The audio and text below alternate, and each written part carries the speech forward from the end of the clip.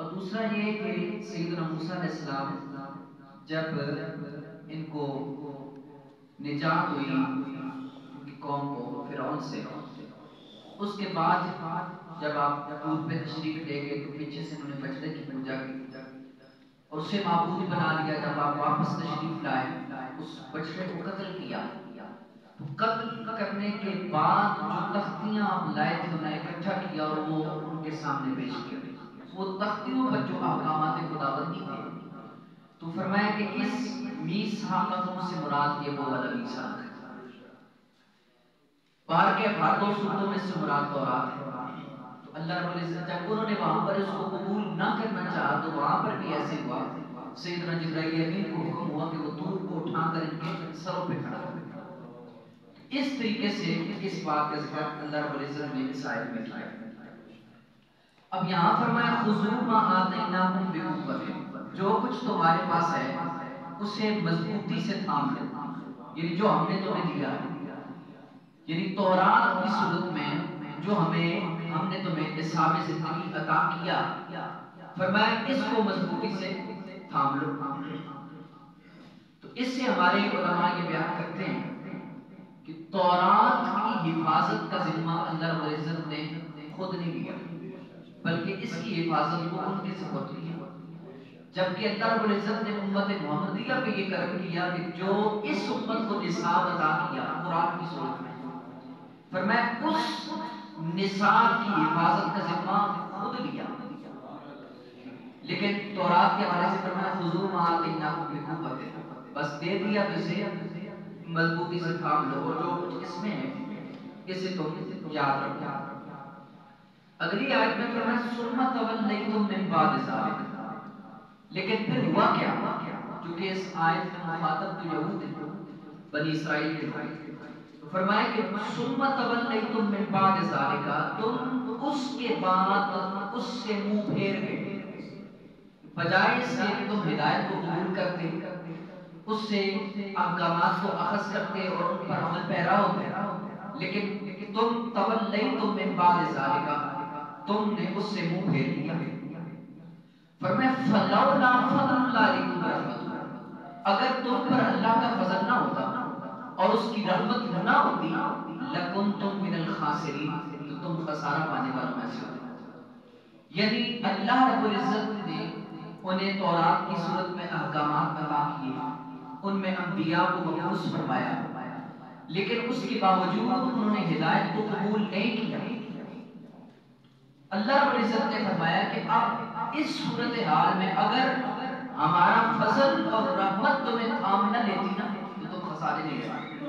یعنی جو طریقہ تمہارا تھا، جو روش تمہاری تھی، جس طریقے سے تم انبیاء کو قتل کرتے تھے اور احکامات کی بغاوت کیا کرتے تھے، فرمایا اس پر تمہارے لیے محض ہلاکت تھی، مگر ہمارے فضل اور کرم نے تمہیں تھام لیا اور تم محفوظ رہے. سنیے اس سے اگلی بات. فرمایا وَلَقَدْ عَلِمْتُمُ الَّذِينَ اعْتَدَوْا مِنْكُمْ فِي السَّبْتِ، تم خوب جانتے ہو. لقد لام بھی تاکید کے لیے، قد بھی تاکید کے لیے. فرمایا لقد علمتم، تم بہت خوب آگاہ ہو اس بات سے. الذین اعتدوا منکم، ان لوگوں سے کہ جو حد سے تجاوز کرنے لگے، منکم تم میں سے، فی السبت، سبت کے معاملے میں. فرمایا کہ وہ لوگ جنہوں نے سبت کے معاملے میں حد سے تجاوز کیا، ان لوگوں کو تم بخوبی جانتے. اب اگلی آیت کا باقی حصہ سماعت کیجیے، میں اس کی وضاحت کرتا ہوں. فَقُلْنَا لَهُمْ كُونُوا قِرَدَةً خَاسِئِينَ، انہوں نے سبت کے معاملے میں حد سے تجاوز کیا. اللہ فرماتے ہیں قُلْنَا لَهُمْ، ہم نے ان سے کہا كُونُوا قِرَدَةً خَاسِئِينَ، تم دھتکارے ہوئے اور ذلیل و رسوا بندر بن جاؤ. یہ گزشتہ امتوں کے احوال ہیں. اب یہ سبت کیا؟ یاد رکھیے یہ سبت سے مراد ہفتے کا دن ہے. یہ ہوا کیا؟ جس طریقے سے ہر مذہب کے اندر کوئی ایک دن ایسا ہوتا ہے جو معزز اور محترم ہوتا ہے، جیسے اسلام میں جمعے کا دن، ایسے ہی یہود کے ہاں ہفتے کا دن محترم ہوتا ہے. عیسائیوں کے یہاں اتوار کا دن، ہندوؤں کے یہاں منگل کا دن. تو یہ مختلف ایام ہیں جو مختلف مذاہب میں محترم تصور کیے جاتے ہیں. اب اسلام میں جمعے کا دن قابل احترام، یعنی سب سے سید الایام میں سے کہا گیا. لیکن اس جمعے کے دن بھی آپ دیکھیں تو یہ جو جمعے کی آذان ہے اس سے لے کر نماز کے ختم ہو جانے تک وہ تجارت کہ جو نماز میں خلل پیدا کرے اس سے روکا گیا. اس کے علاوہ کسی چیز سے روکا نہیں. اور وہ بھی ان لوگوں کو روکا گیا کہ جن پہ جمعہ فرض ہے، یعنی جو نہ عورتیں، نہ وہ بچے ہوں، نہ وہ دیہاتی ہوں، نہ وہ مسافر ہوں. یہ عورتیں، بچے، مسافر، دیہاتی اور مریض، ان پہ جمعہ فرض نہیں ہے. ان کی استثناء ہے حکم سے. جو باقی جو صحیح ہیں، تندرست ہیں اور شہر میں رہتے ہیں ان پر جمعہ فرض ہے. تو اب جن پر جمعہ فرض ہے ان کے لیے یہ حکم ہے کہ اذان جمعہ سے لے کر ختم نماز تک ایسی خرید و فروخت نہ کریں جو نماز میں خلل پیدا کرے. بس یہ مختصر سا پیریڈ ہے. لیکن یہ جو یہود کے ہاں ہفتے کا دن تھا، یہ ہر کسی کے لیے یہ حکم تھا کہ تم نے اس دن کوئی تجارت نہیں کرنی. تم نے اس دن بالخصوص شکار کے حوالے سے ممانعت، تم نے اس دن شکار نہیں کرنا. اور مچھلیوں کا شکار، یہ ایک قوم تھی یہود میں سے، بحر قلزم کے بالکل کنارے پر یہ لوگ آباد تھے. اور اس شہر کا نام ایلا تھا. ایلا نامی شہر تھا. یہ مدینہ اور شام کے بیچوں بیچ درمیان میں یہ شہر ہے جو بالکل دریا کے کنارے پر. تو اب چونکہ ان کو سختی سے اس بات کی ممانعت تھی کہ تم نے ہفتے والے دن شکار نہیں کرنا، تو ان عقل مندوں نے اپنی عقل سے کام لیا اور کرنے کیا لگے کہ انہوں نے یہ کیا کہ وہ جو ہفتے کا دن ہوتا تھا اس دن مچھلیاں زیادہ آ جاتی اس کنارے پر. تو اب انسان کے اندر حرص اور تمامی ہے، تو یہ ان کو دیکھ کر رہ بھی نہیں سکتے تھے. ادھر سے حکم یہ تھا کہ تم نے شکار نہیں کرنا. تو انہوں نے یہ کیا کہ دریا سے انہوں نے نالیاں نکالی. نالیاں نکال کر آگے انہوں نے چھوٹے چھوٹے حوض بنا دیے. اب ایسے ہوتا کہ جمعے کی شام کو وہ نالیاں کھول دیتے تھے، اس سے پانی کے ساتھ ساتھ مچھلیاں بھی حوض میں آ جاتی.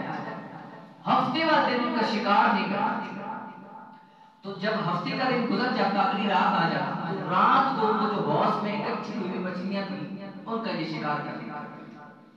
تو یوں انہوں نے شریعت اسلامیہ کا مذاق اڑایا، جو اللہ کا حکم تھا اس سے استہزاء کیا. اور اس معاملے کو اللہ تعالی سے فرمایا اعتداء منکم فی السبت، کہ وہ لوگ کہ جنہوں نے ہفتے کے معاملے میں حد سے تجاوز کیا. تو یہ اس طرح نا ہیلا اور مکر و فریب کے ذریعے انہوں نے حکم خداوندی کو باطل کرنے کی کوشش کی. تو ہوا کیا ان کے ساتھ؟ فرمایا فَقُلْنَا لَهُمْ كُونُوا قِرَدَةً خَاسِئِينَ، ہم نے کہا کہ تم دھتکارے ہوئے اور ذلیل و رسوا بندر ہو. اب یہ کوئی ایک دن کا کام تھا نہیں، یہ تقریباً 60-70 سال یہ معاملہ چلتا رہا. اللہ رب العزت نے ان کو ڈھیل دی، یہاں تک کہ سیدنا داؤد علیہ السلام کا زمانہ آ گیا، انہوں نے ان کو اس سے منع کیا. تو یہ کہنے لگے ہم تو ایسے ہی کرتے چلے آ رہے ہیں، کچھ ہونا ہوتا تو ہو چکا ہوتا، ہم تو امن میں، ہمیں تو کچھ بھی نہیں ہوتا. تو انبیاء بھی وہ روکتے رہے. پھر ان کے اندر ایک مخصوص جماعت تھی جو انہیں اس کام سے ٹوکتی تھی. انہوں نے اپنا ان سے رستہ رکھ کر لیا، اپنی رہائش بھی ان سے الگ کر لی اور دیواریں قائم کر لی اور کہا کہ ہمارا تمہارے ساتھ کوئی تعلق نہیں ہے. پھر ہوا یہ کہ ایک دن صبح جو جماعت روکنے والی تھی وہ جب اٹھے تو دیکھا کوئی آواز نہیں ہے. دیواروں سے پناہ کر دیکھا تو وہاں پر کوئی بندر بنا بیٹھا ہے، کوئی سور بنا. حالت ہی تبدیل، ایت تبدیل. اور قِرَدَةً خَاسِئِينَ کے الفاظ ہیں. فرمایا کہ ایسے بندر کے بدبودار، یعنی یہ نہیں کہ ان کو دیکھ کر ان پہ ترس آئے اور وہ اچھے لگے ان کے ساتھ کھلاڑیاں کی جائے، نہیں، بدبودار دھتکارے میں ذلیل و رسوا بندروں کی شکل میں یہ تبدیل ہو گئی. ان کی آیت تک حکم خداوندی کو باطل کرنے کی انہوں نے کوشش کی. تجھے ان پہ عذاب الہی مسلط ہو. اور یہ 3 دن تک اسی حالت میں رہے. تیسرے دن یہ ایسے ہی مر گئے، نہ یہ کچھ کھا سکے نہ کچھ پی سکے. عقلیں ان کی باقی تھی لیکن ظاہری جسم ان کا مسخ ہو چکا تھا، وہ تبدیل ہو چکا تھا. اور یہ بھی بات مسلم ہے کہ یہ جو بندر بنے یا خنزیر کی صورت میں ان کی شکلیں تبدیل ہوئی، ان کی آگے نسلیں نہیں چل سکتی، یہ 3 دن تک ہی زندہ رہے اور 3 دن کے بعد یہ سارے ہلاک ہو گئے۔ تو سامنے سے اللہ رب العزت نے فرمایا کہ ہم نے انہیں دھتکارا ہوا بندر بنا تھا۔ اب بندر ہی کیوں بنایا؟ کسی اور جانور کی صورت میں بھی انہیں تبدیل کیا جا سکتا تھا۔ کہاں اس کی وجہ یہ ہے کہ جو بندر ہے ظاہراً شکل و صورت کے اعتبار سے انسان کے قریب تر، اس کی مشابہت انسان کے ساتھ، لیکن حقیقتاً وہ انسان ہے نہیں۔ فرمایا اسی طریقے سے جو کچھ یہ کرتے تھے ہیلا مکر و فریب، ظاہراً تو ایسے لگتا تھا کہ جیسے یہ حکم خداوندی کی اطاعت کر رہے ہیں، لیکن حقیقتاً یہ اس کو باطل کر رہے ہوتے۔ تو جس طرح کا انہوں نے کام کیا اس جیسی میں سزا میں، اس واسطے اس صورت میں کو کنورٹ کر فرمایا فجعلناها نکالا لما بین یدیہا وما خلفہا، فرمایا ہم نے ان کے اس عمل کو نکال باعث عبرت بنا دیا، سزا بنا دیا، ما بین یدیہا ان لوگوں کے لیے بھی جو ان کے سامنے موجود تھے، وما خلفہا اور ان کے پیچھے آنے والوں کے لیے بھی اس بات کو باعث عبرت بنا دیا، وموعظۃ للمتقین اور اہل تقوی کے لیے اس کو ہم نے باعث نصیحت بنا دیا۔ اہل تقوی کے لیے باعث نصیحت کیسے ہے؟ وہ ایسے ہے کہ پرہیزگاروں کو اس بات پر مطلع کر دیا کہ جیسے انہوں نے احکامات سے تجاوز کیا اور حکم خداوندی کو باطل کرنے کی ناپاک جسارت کی، ایسے اگر تم نے بھی کیا تو بعید نہیں ہے کہ مالک اس بات پہ قادر ہے کہ وہ تمہاری صورتیں تبدیل کر سکتا ہے۔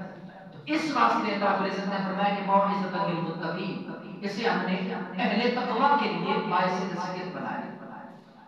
یہاں میں کچھ وقت مختصر ہے لیکن ایک اہم ترین مسئلہ ہے جس کی جانب آپ تمام احباب کی میں توجہ کرانا چاہتا ہوں۔ اس آیت کو لے کر یا اس سبت والے معاملے کو ہفتے کا جو وہ ہیلا کیا کرتے تھے، اس کو لے کر بعض لوگ کہتے ہیں کہ ہیلا کرنا جائز ہے، ہیلا درست نہیں۔ تو سنیے میں آپ کی خدمت میں ہیلا کیا قرآن و سنت سے ثابت ہے، اور بالخصوص جو ہم ہیلا اسقاط کرتے ہیں، جو فوت اتنی ہو جاتی ہے جنازے کے بعد ہیلا اسقاط کیا، اس کا صحیح طریقہ کیا ہے، اور آیا وہ قرآن و سنت سے ثابت بھی ہے یا نہیں ہے، میں اس بات کی وضاحت اختصار کے ساتھ کرنا چاہوں گا۔ سب سے پہلی بات یاد رکھیے، ہیلا قرآن و سنت سے ثابت ہے، ایسا نہیں کہ ہیلا ثابت نہیں۔ آئیے میں آپ کی خدمت میں چند آیات اور ایک دو احادیث میں اس حوالے سے۔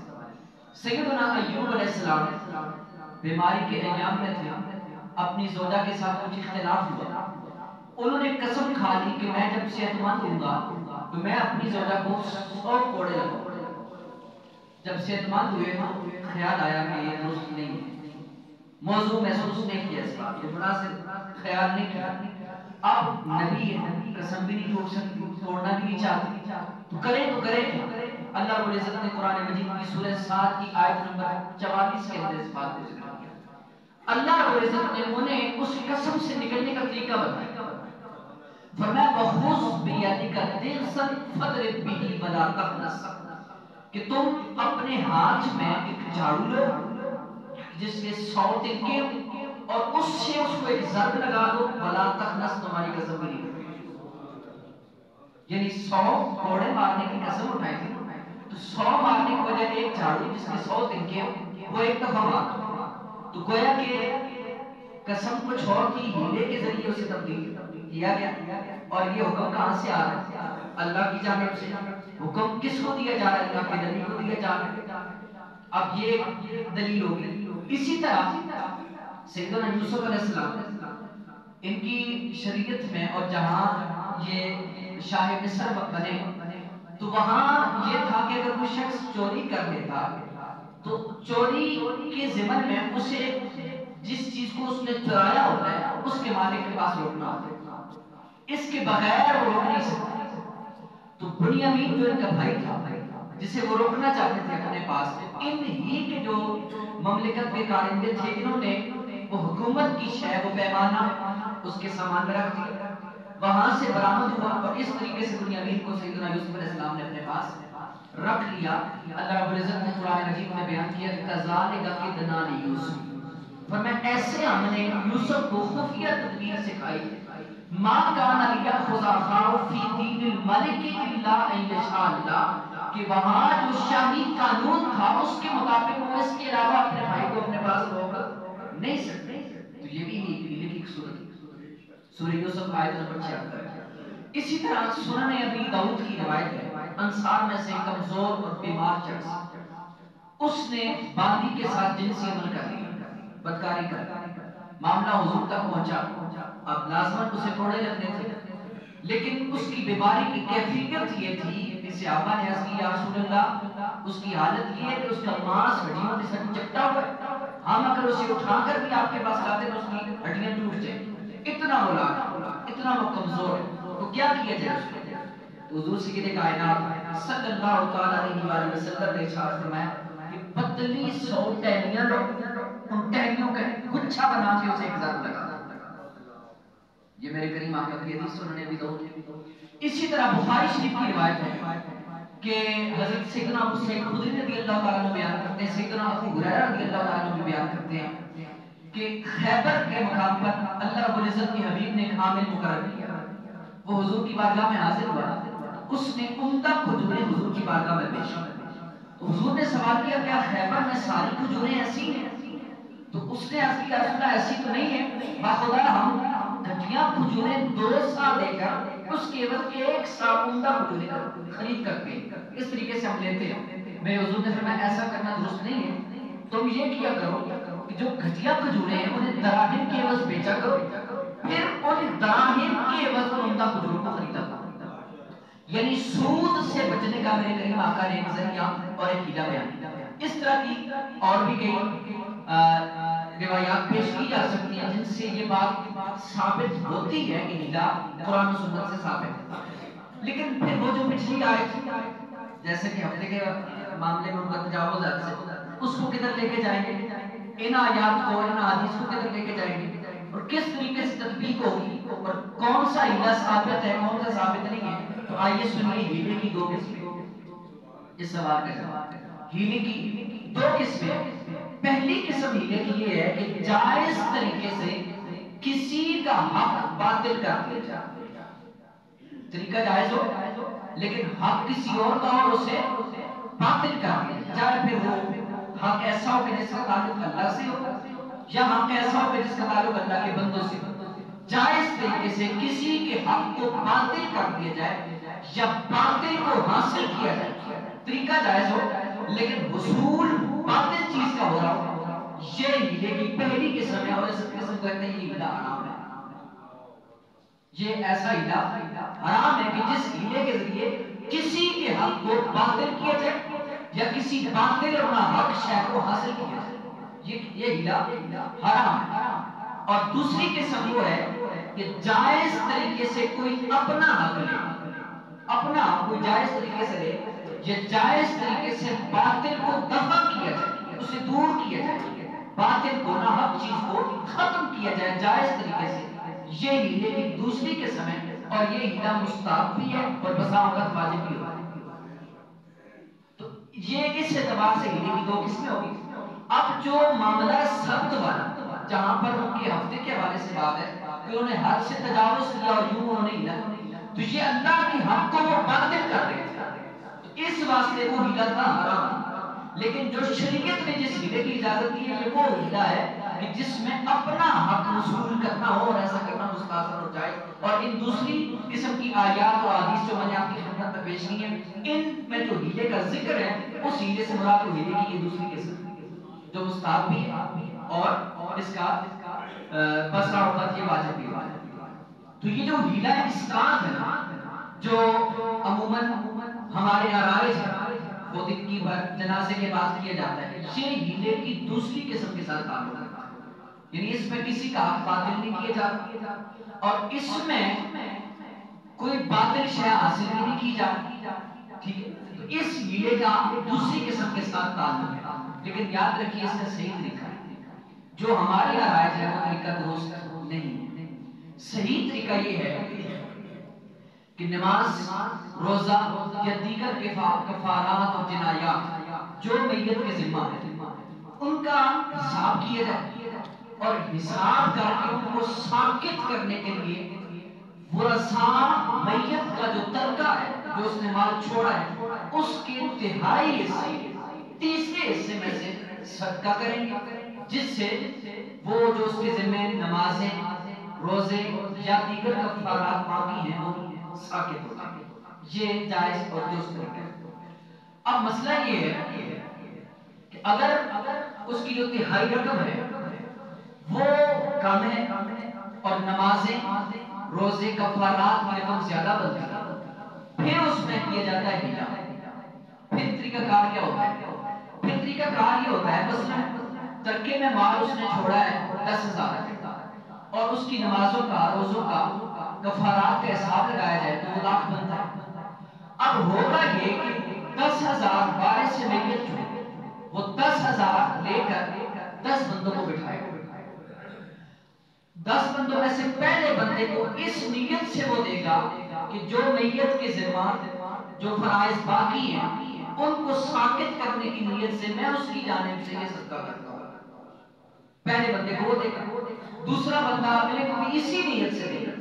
اس طریقے سے 10 بندے آگے، حتیٰ کہ نواں بندہ بھی اسی نیت سے دے گا اور 10ویں کو دے گا، تو یوں 10 10 10 کرتے ہوئے یہ اس کا حق جو ہے میت کے ذمہ جو 1,00,000 کا حق تھا وہ 10,000 کے ذریعے ساکت ہو جائے۔ ایک طریقہ یہ، دوسرا طریقہ یہ کہ وارث اور فقیر آمنے سامنے بیٹھ جائیں اور وہ 10 دفعہ آپس میں ایک دوسرے کو لین دین کریں۔